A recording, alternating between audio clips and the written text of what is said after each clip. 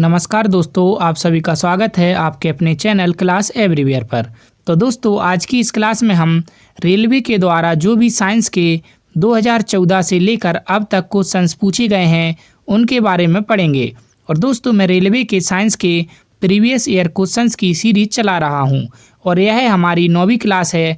इससे पहले हम 8 क्लासेस कवर कर चुके हैं, उनको आप हमारी जनरल साइंस की प्लेलिस्ट में जाकर देख सकते हैं। और दोस्तों, मैं प्रत्येक क्लास में लगभग 50 रेलवे के साइंस के प्रीवियस ईयर क्वेश्चन कवर कराता हूं। और दोस्तों, रेलवे हमेशा अपने प्रीवियस ईयर क्वेश्चन से ही आगे के एग्जाम में क्वेश्चन पूछता है। तो वीडियो आपके RRB, NTPC, ALP technician, RPF और ग्रुप डी के लिए बहुत ही ज़्यादा इम्पोर्टेंट रहने वाली है। तो वीडियो को बिना स्किप किए लास्ट तक जरूर देखिएगा। और अगर वीडियो पसंद आए तो वीडियो को लाइक कीजिएगा, कमेंट कीजिएगा और हमारे चैनल को सब्सक्राइब करके हमारे साथ ज़रूर जुड़ जाइएगा। और दोस्तों, यह जो साइंस की क्लास है यह आपके सभी जो एग्ज़ाम 2024-25 में रेलवे के द्वारा होने वाले हैं उनके लिए बहुत ही ज़्यादा इम्पोर्टेंट रहने वाली है। तो वीडियो में लास्ट तक ज़रूर बने रहिएगा और हमारे चैनल को सब्सक्राइब जरूर कर लीजिएगा। तो चलिए आज की क्लास की शुरुआत करते हैं। तो चलिए आज का पहला प्रश्न देखते हैं। तो मकड़ियों में कितनी जोड़ी आँखें होती हैं? तो मकड़ियों में 4 जोड़ी आँखें होती हैं। अगला प्रश्न देखें। तो बल अथवा फोर्स का एसआई मात्रक क्या है? तो बल अथवा फोर्स की एसआई यूनिट होती है न्यूटन। अगला प्रश्न देखें। तो न्यूक्लियॉन्स में कौन परमाणु क्रमांक एटॉमिक नंबर को दर्शाता है? तो न्यूक्लियॉन्स में प्रोटॉन जो है यह परमाणु क्रमांक एटॉमिक नंबर को दर्शाता है। अगला प्रश्न देखें। तो जिस सामग्री से रोशनी या लाइट पारित हो सके उसे क्या कहा जाता है? तो जिस सामग्री से रोशनी या लाइट पार हो सके उसे ट्रांसपेरेंट कहा जाता है। अगला प्रश्न देखें। तो उष्णता या हीट से संबंधित भौतिक विज्ञान की शाखा को क्या कहते हैं? तो उष्णता या हीट से संबंधित भौतिक विज्ञान की शाखा को थर्मोडायनामिक्स कहा जाता है। अगला प्रश्न देखें। तो अंतरिक्ष से सौर ऊर्जा कण किस रोबोटिक अंतरिक्ष यान से लाया गया था? तो अंतरिक्ष से सौर ऊर्जा कण जेनेसिस रोबोटिक अंतरिक्ष यान से लाया गया था। अगला प्रश्न देखें। तो मार्सुपियल्स या धानी प्राणी का उदाहरण है? तो मार्सुपियल्स या धानी प्राणी का उदाहरण है कंगारू। तो कंगारू जो कि एक मार्सुपियल्स है, तो मार्सुपियल्स या धानी प्राणी स्तनधारी जानवरों का ही एक वर्ग है जो अपने शिशुओं को अपने पेट के पास बनी हुई एक थानी थैली में रख कर चलते हैं। अगला प्रश्न देखें। तो बर्फ और धूल के न्यूक्लियस से बना खगोलीय पिंड क्या है? तो बर्फ और धूल के न्यूक्लियस से बना खगोलीय पिंड कहलाता है कॉमेट धूमकेतु। अगला प्रश्न देखें। तो एवीओ खून ग्रुप प्रणाली का आविष्कार किसने किया था? तो एवीओ खून ग्रुप प्रणाली का आविष्कार किया था कार्ल लैंडस्टीनर ने। अगला प्रश्न देखें। तो हमारे शरीर में नमक की मात्रा कितनी होती है? तो हमारे शरीर में नमक की मात्रा होती है 0.4%। अगला प्रश्न देखें। तो पारंपरिक थर्मामीटर में किस तत्व का जो प्राकृतिक रूप से अत्यंत जहरीला होता है प्रयोग किया जाता है? तो पारंपरिक थर्मामीटर में मरकरी तत्व का प्रयोग किया जाता है जो कि प्राकृतिक रूप से अत्यंत जहरीला होता है। अगला प्रश्न देखें। तो उस प्रक्रिया का नाम क्या है जिसमें गैस सीधे ही ठोस वस्तु सॉलिड में परिवर्तित हो जाती है? तो उस प्रक्रिया का नाम है डिपोजिशन, जिसमें गैस सीधे ही ठोस वस्तु या सॉलिड में परिवर्तित हो जाती है। अगला प्रश्न देखें। तो मास प्रति यूनिट वॉल्यूम क्या है? तो मास प्रति यूनिट वॉल्यूम घनत्व है। तो घनत्व क्या होता है? तो द्रव्यमान बटा आयतन को ही घनत्व कहा जाता है। अगला प्रश्न देखें। तो कौन सी श्रेणी पुणे में विकसित भारत की सर्वप्रथम सुपर कंप्यूटर श्रेणी है? तो परम जो श्रेणी है यह पुणे में विकसित भारत की सर्वप्रथम सुपर कंप्यूटर श्रेणी है। और इसी के साथ मैं आपको बताऊं कि मास जो है इसी को द्रव्यमान कहा जाता है। अगला प्रश्न देखें। तो ट्यूबरक्लोसिस के विरुद्ध मुख्यतया कौन सी वैक्सीन का प्रयोग किया जाता है? तो ट्यूबरक्लोसिस के विरुद्ध मुख्यतया बीसीजी वैक्सीन का प्रयोग किया जाता है। अगला प्रश्न देखें। तो रेडियो सक्रियता का आविष्कार किसने किया था? तो रेडियो सक्रियता का आविष्कार किया था हेनरी बैक्यूरेल ने। अगला प्रश्न देखें तो एक वयस्क मानव के शरीर में कितने लीटर खून होता है? तो एक वयस्क मानव के शरीर में 5 से 6 लीटर खून होता है। अगला प्रश्न देखें तो स्टेनलेस स्टील का आविष्कार किसने किया था? तो स्टेनलेस स्टील का आविष्कार किया था हैरी ब्रियरली ने। अगला प्रश्न देखें तो ओजोन का रासायनिक फॉर्मूला क्या है? तो ओजोन का जो रासायनिक फॉर्मूला है वो है O3। अगला प्रश्न देखें तो तारे मुख्यतः किससे बने होते हैं? तो तारे जो हैं यह मुख्यतः हाइड्रोजन और हीलियम से बने होते हैं। अगला प्रश्न देखें तो चौक का रासायनिक नाम क्या है? तो चौक का रासायनिक नाम होता है कैल्शियम कार्बोनेट।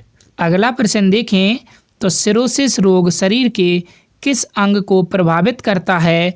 तो सिरोसिस जो रोग है यह शरीर के यकृत को प्रभावित करता है। अगला प्रश्न देखें तो सील मछली द्वारा किए गए आवाज़ को क्या कहते हैं? तो सील मछली के द्वारा की गई आवाज़ को बार्क कहा जाता है। अगला प्रश्न देखें तो कौन सा उपकरण रासायनिक ऊर्जा को विद्युतीय ऊर्जा में परिवर्तित करता है? तो बैटरी जो है यह रासायनिक ऊर्जा को विद्युतीय ऊर्जा में परिवर्तित करती है। अगला प्रश्न देखें तो औसतन कितनी बार बिजली धरती पर गिरती है? तो औसतन प्रति सेकंड 100 बार बिजली धरती पर गिरती है। अगला प्रश्न देखें तो भोजन से प्राप्त ऊर्जा को कैसे मापा जाता है? तो भोजन से प्राप्त ऊर्जा को कैलोरीज में मापा जाता है। अगला प्रश्न देखें तो भारत का पहला सुरक्षा सैटेलाइट कौन सा है? तो भारत का पहला सुरक्षा सैटेलाइट है GSAT-7। अगला प्रश्न देखें तो 220 वोल्टेज आउटपुट वाले जनरेटर को 1100 वॉट की पावर वाली मोटर से जोड़ने पर प्राप्त होने वाली विद्युत धारा की गणना कीजिए। तो 220 वोल्ट वोल्टेज आउटपुट वाले जनरेटर को जब 1100 वॉट की पावर वाली मोटर से जोड़ा जाता है तो उससे 5 एम्पियर की विद्युत धारा उत्पन्न होती है। अगला प्रश्न देखें तो चौथे आवर्त और दूसरे समूह में मौजूद तत्व हैं। तो चौथे आवर्त और दूसरे समूह में मौजूद जो तत्व है वो है कैल्शियम। अगला प्रश्न देखें तो सूखी बर्फ क्या है? तो कार्बन डाइऑक्साइड का जो ठोस रूप होता है इसी को हम सूखी बर्फ कहते हैं। अगला प्रश्न देखें तो प्रिज्म क्या करता है? तो प्रिज्म प्रकाश को उसके मार्ग से अपवर्तित करता है। अगला प्रश्न देखें तो किस विटामिन की कमी से स्कर्वी रोग होता है? तो विटामिन सी की कमी से स्कर्वी रोग होता है। अगला प्रश्न देखें तो ध्वनि के नाप की यूनिट क्या है? तो ध्वनि को मापा जाता है किस में? डेसिबल में। अगला प्रश्न देखें तो पानी का घनत्व क्या है? तो पानी का जो घनत्व है 1000 किलो घन मीटर होता है। अगला प्रश्न देखें तो डायनामाइट का आविष्कार किसने किया था? तो डायनामाइट का आविष्कार किया था अल्फ्रेड नोबल ने। अगला प्रश्न देखें तो आनुवांशिकता के नियम किसने प्रस्तावित किए थे? तो आनुवांशिकता के जो नियम है यह ग्रेगर मेंडल ने प्रस्तावित किए थे। अगला प्रश्न देखें तो उत्तल दर्पण का प्रयोग किसमें किया जाता है? तो उत्तल दर्पण का जो प्रयोग है यह वाहनों के रियर व्यू मिरर में किया जाता है। अगला प्रश्न देखें तो शरीर का कौन सा अंग खून के शुद्धिकरण से संबंधित है? तो शरीर का जो गुर्दा या किडनी होती है यह खून के शुद्धिकरण से संबंधित है। अगला प्रश्न देखें तो घोंघा जीव किस परिवार से संबंधित है? तो घोंघा जीव जो है यह मोलस्क परिवार या संघ से संबंधित है। अगला प्रश्न देखें तो किसी वस्तु के तरल पदार्थ पर रखे जाने से उत्पन्न ऊर्ध्वगामी दबाव को क्या कहते हैं?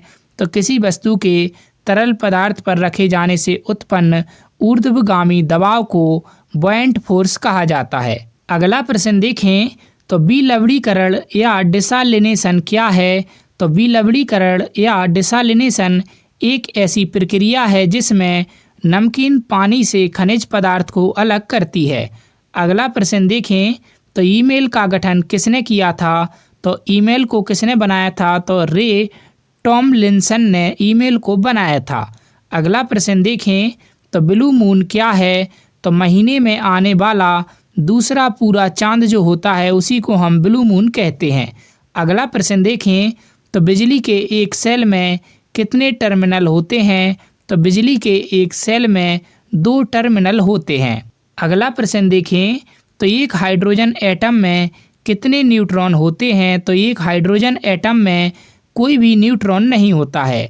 अगला प्रश्न देखें तो रबड़ को ताकत प्रदान करने, अधिकतम लोच एवं स्थायित्व प्रदान करने हेतु सल्फर और ताप से उपचारित करने की प्रक्रिया को क्या कहते हैं? तो रबड़ को ताकत प्रदान करने, अधिकतम लोच एवं स्थायित्व प्रदान करने हेतु सल्फर और ताप से उपचारित करने की प्रक्रिया को वल्कनाइजेशन कहा जाता है। अगला प्रश्न देखें तो किस गैस के रिसाव के कारण भोपाल गैस त्रासदी हुई थी? तो मिथाइल आइसोसाइनेट गैस के रिसाव के कारण भोपाल गैस त्रासदी हुई थी। तो दोस्तों यहाँ पर मैंने रेलवे के द्वारा पिछले 10 साल में पूछे गए लगभग 50 साइंस के प्रीवियस ईयर क्वेश्चंस कवर करा दिए।